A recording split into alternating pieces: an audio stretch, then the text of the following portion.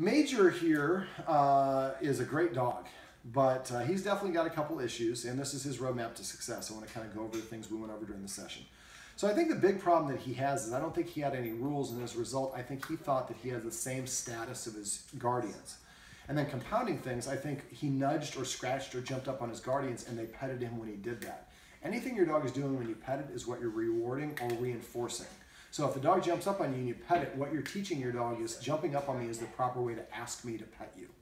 So instead of doing that, I went over what I like to call petting with a purpose. So I'm going to ask the guardians to stop petting the dog when it demands it by nudging, scratching, or jumping up. Instead, we're going to tell him to do something first to earn it. Sit. Once he sits, then I can give him the reward or chew on the bully stick or whatever it is, but he's going to have to pay for it first, and his currency is going to be obedience. Down. So I'd like the guardians to stop petting him when he demands it, and as a matter of fact, I'd like the guardians to put an emphasis on not petting him at all unless he does something to earn it first.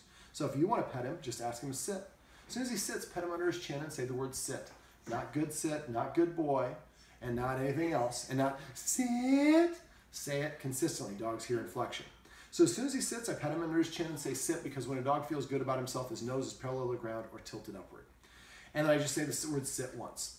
Now let's say I just want to pet him for whatever reason. I still tell him to sit or lie down, and when he sits or lies down, I pet him and do that. That way, after a while, after enough repetition, what will happen is he's going to come and sit in front of you and say, look, I'm prepaying for some attention. Can you pet me? And we want to do that as much as possible. Now, if the guardians come in and they see, one of the guardians sees the other guardian is petting the dog and he's standing up, we would say paycheck. Paycheck means I think that you're petting the dog without a purpose. So the person who's petting the dog, if we argue about it, then it's okay for the dog to be on its own page because the humans are on their own page. So instead, if somebody says paycheck, you immediately stop petting the dog, you ask the dog to sit, then you say sit, and then you turn to your partner and say, I actually asked the dog to sit before he came downstairs, and I just continued petting him, and David said it was okay to do. The other thing I'd like the guardians to use is practice what I call passive training. So every time that Major comes over, I want you to pet him and say here. We changed the word from come to here because I think we've said so many versions of come that he's not listening for it as much. So as soon as he comes to us on his own accord, we didn't ask him to, he just comes over on his own, pet him and say here. Preferably under the chin, but you can pet him anywhere else. Just don't pet him on top of the head. If you do this enough, then the dog will start to sit. Or if you do it when he sits, sit.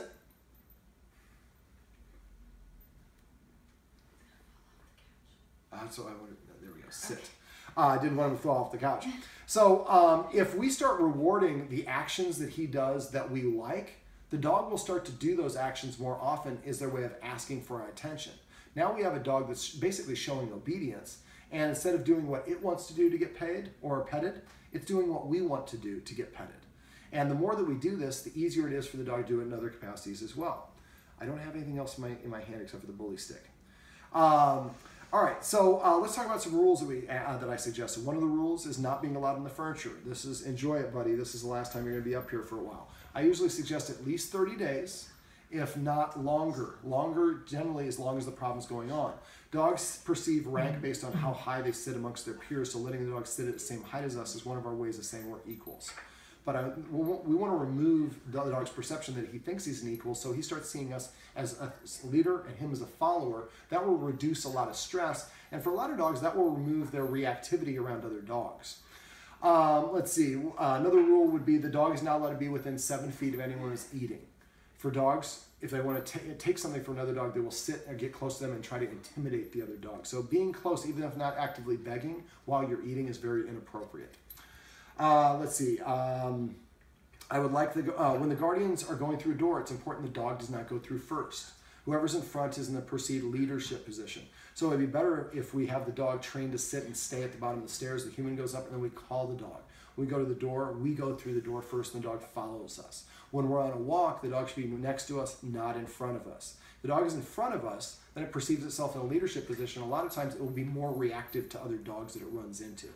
So simply incorporating rules and boundaries and structure will help the dog start to see itself identify as a follower. The more it identifies as a follower, the less stressed out it will be because the less responsible it feels for its humans.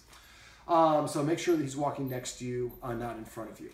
We went over a focus exercise, and basically the focus exercise is going to be really important for the dog because this is a great way to redirect the dog's attention. So remember, when we're doing it, it's 1 second, 1 second. Major, here. Yes, I thought you might come up here for this. Come here. See, and I just said come here instead of here. It's really hard to do that. So I'd like the guardians to come up with a list of command words, and if we hear the other guardian saying a word that's not on the list and saying come here instead of here, we would say the word vocabulary. And then we think about it and say here. And that's for also with passive training. So every time that the dog comes, we want to say just the command word, not other words. Let's see what else. I'm trying to think. Major, you made me lose my train of thought. The escalating consequences. Make sure that we're using those to disagree. The first thing we're going to do is we're going to hiss. 1 time per incident, match the hiss based on the dog's energy. Level 1 hiss to level 10 hiss.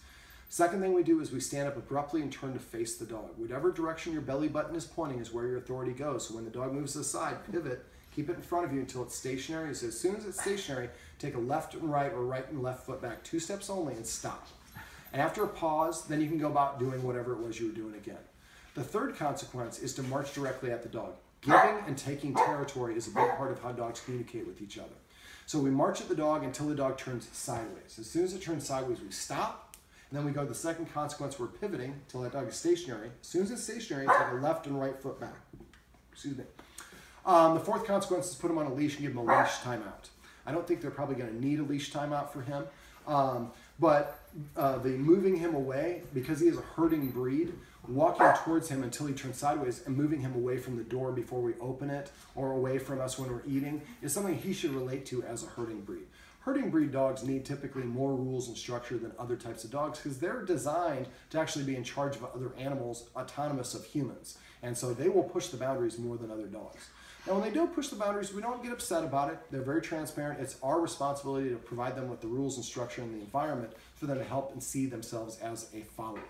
I'd like the guardians to get in the habit of not walking around the dog, but walk through the dog. The dog needs to learn its job is to get out of the human's way, not have the humans walk around them. Same thing with I'm going to go out and walk. If I go and approach the dog, then the dog's in the driver's seat. So if I want to go for a walk, the dog needs to come to me and I'm going to put the leash on. The dog gets excited for the leash. I just drop the leash and I go back to watching TV, wait for the dog to settle down, then tell it to come back again, and then attach the leash. Make sure the dog is calm before you go on a walk. Most people confuse excited for happy when it comes to dogs, but excited is an unbalanced state of mind, just like any other. It's a more happy one, but it's hard for dogs to listen when they're all worked up. If he's really animated, one of the things we can do is put him on a leash and step on the leash and prevent him from running around. That will help him be a little bit calmer. Now, the focus exercise is something I'd like the guardians to be doing with the dog at least once a day with about 10 to 12 treats each one. And remember, at first it's 1 second, 1 second. Eventually, by the end of the week, I want 1 second, 20 seconds on the second movement. Every time the treat goes into his mouth, he should hear the command word for the focus exercise. We'd say the word focus. Let's see. And then when we see another dog and he starts fixating the other dog, if we practice the inside, well, let me actually back up. For the focus exercise, I want to practice in the house in a whole bunch of different areas. Once we get to the point where we're at 20 seconds and the dog will maintain a visual look at our face for all 20 seconds, then we want to go outside this little deck and practice it here. When we get the dog to look it up for 20 seconds there, then we want to practice it in the front of the house, which is kind of a corridor that's secured from the street. So each time it's a little bit more closer to a real life world situation, and that helps the dog practice closer and closer to what we're actually going to encounter when we're out and about. Now, I'd also like the guardians to practice a U-turn. So when we're walking, every once in a while when there's no dogs around, just do a turn. Just do it 180 and then walk a couple steps around the other way. When I turn, I usually have a treat handy. So as soon as the dog turns, I pop the treat in its mouth and I say the word you or turn or whatever the word is. And we want to do that, and then I walk a couple steps the other direction, then you do another U-turn and go back the same way. So we're doing it like we're walking, we do a little oval, then we keep walking. The idea is we do this around no other dogs and no other distractions until the dog's just for some reason my human does this little oval for no reason, and they just get used to doing it. This way, when we run into a dog that we might think our dog might be reactive to, we can immediately do a U-turn, or if it comes out of nowhere, and move around the street, or move away from the dog. We want to try to avoid other dogs he's going to be reactive to while we're working on this stuff. Eventually, we want to practice it. I went through a counter conditioning exercise with the Guardians where we have to get the focus exercise done first before we can actually start doing that around other dogs. If the Guardians forget how to do that exercise, they can call me directly and I can go over it with them over the phone. It's a pretty common one, for me at least, and it works really well. It takes a lot of time, a lot of practice, but once it's done, it fixes the problem permanently.